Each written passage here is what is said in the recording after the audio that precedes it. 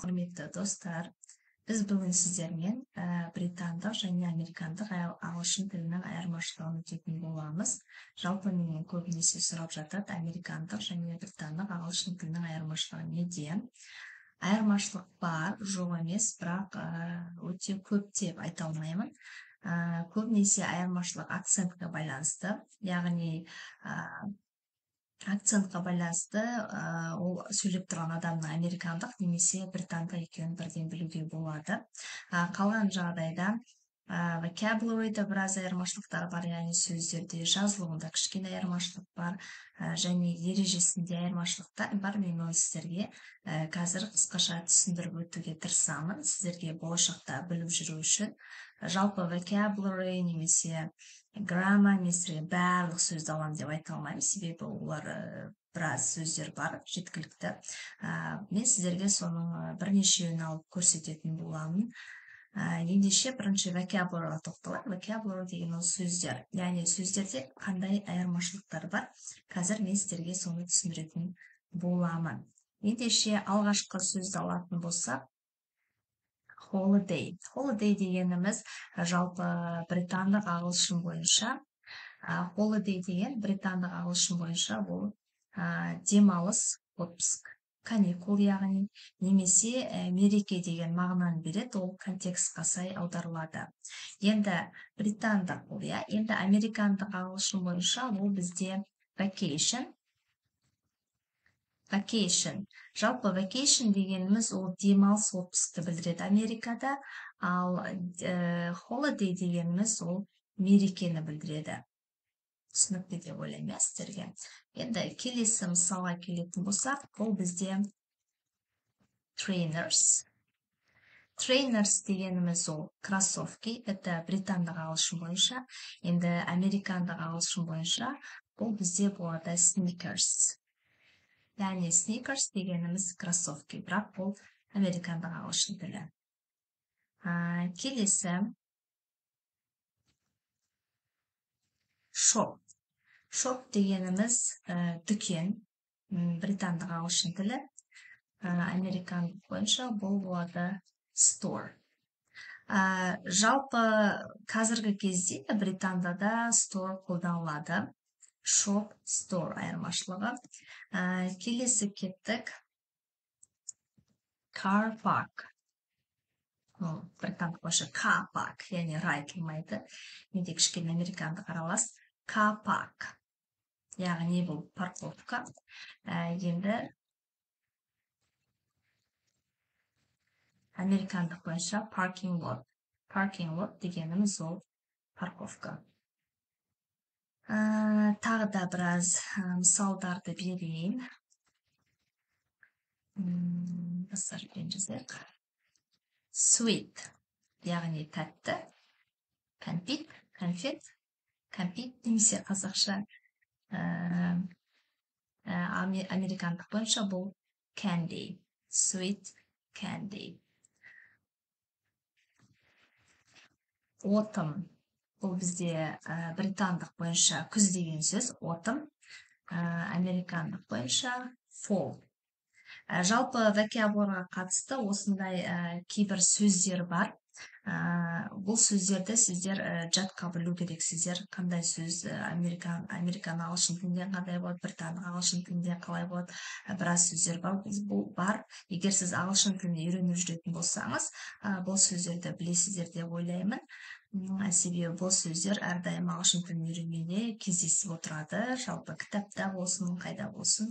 Сондықтан жаттап алғандарыңыз өздеріңізге жақсы, себебі сөздік қорларыңыз көбейеді. Келесі spelling, яғни жазылуы. Жазылуына келетін болсақ, бұл жерде де кішкене өзгешеліктер бар. Қандай өзгешеліктер? Мысалы, алатын болсақ, егер бұл британдық ағылшын тілі болатын болса, британдық ағылшында OUR деген окончание, яғни жалғау бар. Ол американдық ағылшын бойынша болады OR. Енді ол не? Мен сіздерге қазір мысал берейін. Мысал алатын болсақ, color, яғни тіс деген сөз бұл британдық ағылшын бойынша color. Көріп тұрсаңыздар u мен жазылып тұр color. Яғни color, color. Енді американдық ағылшын бойынша бұл жазылады color, яғни қарап отырсаңыздар u әрпі жоқ. Color. Келесі тағы да бір осындай өзгеріс. Ол мысалы британдық ағылшын тілінде аяқталады TRE, және американдық ағылшын бойынша бұл болады TER. Мысалы келтіретін болсақ,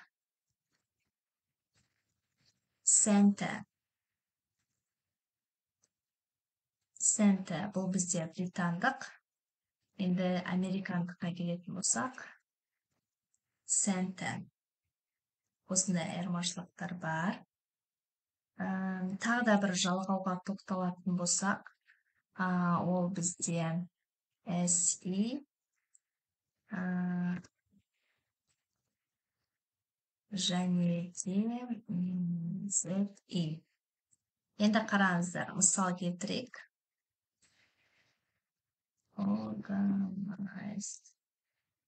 Organize, яғни ұйымдастыру, organize, бұл бізде британдық ағылшын тілі. Енді американдық ағылшын бойынша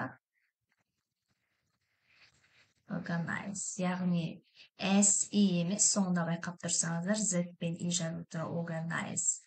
Осындай біраз айырмашылықтар бар. Бірақ сіз қай вариантты қолдансаңыз да, ол қате болып саналмайды. Екеуі де дұрыс болып саналады, себебі екеуі де жазылады. Біреу айырмашылық тек қана біреу американдық ағылшын тілі, біреуі британдық ағылшын тілі. Ол сіз қандай ағылшын тілін таңдайсыз, соған байланысты.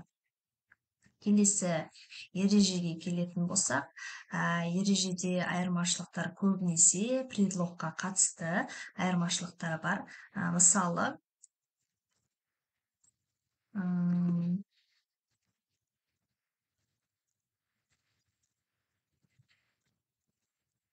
Мысалы, see you on Friday, яғни жұма күні көріскенше, яғни see you, увидимся, көріскенше немесе кездескенше. Байқап отырсаңыздар, Friday, жұма деген сөздің алдында бізде on деген предлог тұр. See you on Friday. Енді бұл британдық. Енді американдықтар see you Friday.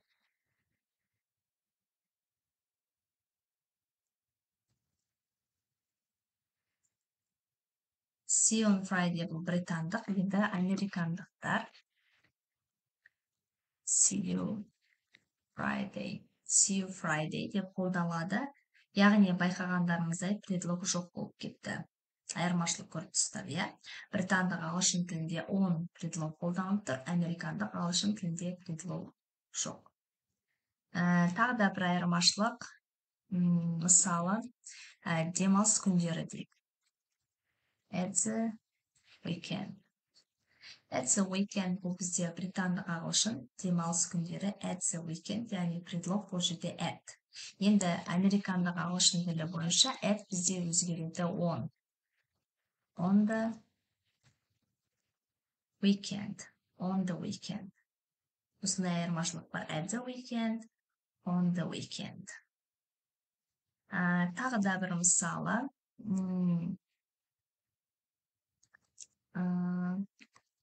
Ол Джонмен сөйлесті дейді, иә? She talked to John. Яғни ол Джонмен сөйлесті. She talked to John. Қарап отырсаңыздар, бұл бізде британдық ағылшын тілі, яғни to предлог қолданылып тұр. Енді американдық ағылшын бойынша бұл қалай болады?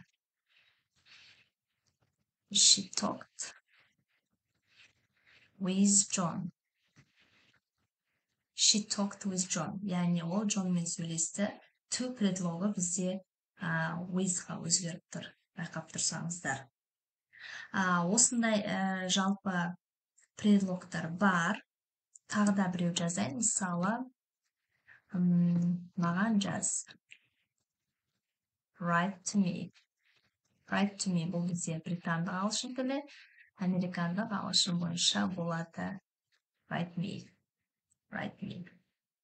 Байқап отырсаңыздар, осындай сәл айырмашылықтар бар. Бұл айырмашылықтарды, егер сіз ағылшын тілін оқып үйреніп жүрген болатын болсаңыз, бұл айырмашылықтарды білесіздер деген ойдамын. В принципе, қатты қиын емес, тек қана еске сақтау керек. Келесі pronunciationға келетін болсақ, pronunciation бұл яғни орысша айтқанда произношение, яғни айтылуы. Айтылуында қандай айырмашылық бар? Яғни бұл акцентқа байланысты. Көбінесе американдық акцент және британдық акцент айырмашылығы өте үлкен айырмашылық бар екеуінің ортасында. Себебі британдық ағылшын тілінде сөйлеп тұрғанда американдықтар біледі ол адамның британдық екен, немесе керісінше американдықтар сөйлеп тұрса ол адамның американдық екенін бірден білуге болады, себебі акценттарынан көрініп тұрады. Ендеше ол қандай акцент, қандай айырмашылық бар? Мен сіздерге қысқаша бір-екі мысал көрсетейін. Мысалы алатын болсақ машина. Егер бұл британдық ағылшын болатын болса, біз айтамыз car, яғни екі нүкте транскрипция car созылады car. Яғни р оқылмайды, a мен r-дан қосылса а болып оқылады car. Енді американдық ағылшын бойынша бұл қалай болады? Американдық ағылшын бойынша бұл болады car. Car, яғни р оқылады car. Көріп тұрсаңыздар. Тағы да дәл осындай бір мысал.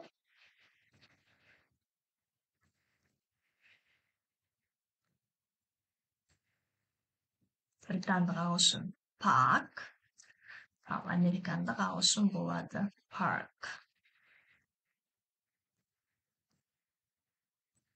Р оқылады. Car, park, park. Осындай айырмашылықтар бар. Мысалы, 20 деген санды алатын болсақ, 20, яғни бұл бізде британдық ағылшын. 20,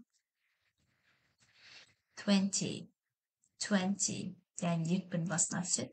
Ал енді бұл американдық ағылшын бойынша қалай айтылады? Американдық ағылшын бойынша бұл айтылады 20.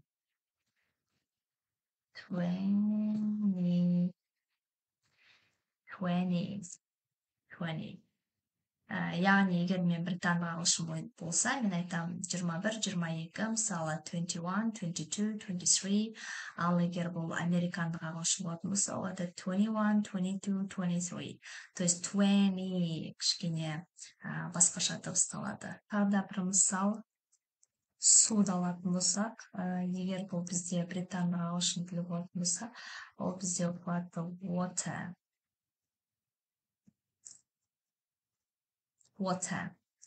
Water. Яғни осылай дыбысталатын болса, енді бұл бізде американдық ағылшын тілі бойынша қалай болады? Болады water. Жалпы сәл осылай дыбысталады water. Мысалы, даже қала. Егер британдық ағылшын болса city, американдық city. Яғни кішкене flap T деген болады. Flap T дегеніміз it sound like D. Яғни д дыбысына ұқсас кішкене. Little. То есть кішкене осындай айырмашылықтар бар произношениясында. Жалпы мен сіздерге түсіндіре алдым деген ойдамын. Сәл де болса қандай айырмашылықтар бар екен британдық ағылшын мен американдық ағылшынның. Сіздерге барлығы түсінікті болған шығар. Егер ұнап жатса, лайк басып, тіркелуді ұмытпаңыздар. Әлі алда осындай қызықты сабақтар көп болады деген ойдамын. Мен сіздерге әрдайым түсінікті болу үшін кестемен қысқа түрде түсінікті қылып түсіндіруге тырысамын. Егер қандай да болсын сұрақтарыңыз болса, басқа қандай ереже, не туралы білгілеріңіз келеді, оны комментарийға жазып қалдырсаңыздар болады. Мен міндетті түрде сіздердің сұраныстарыңыз бойынша сабақ түсіруге тырысамын. Рахмет, сау болыңыздар.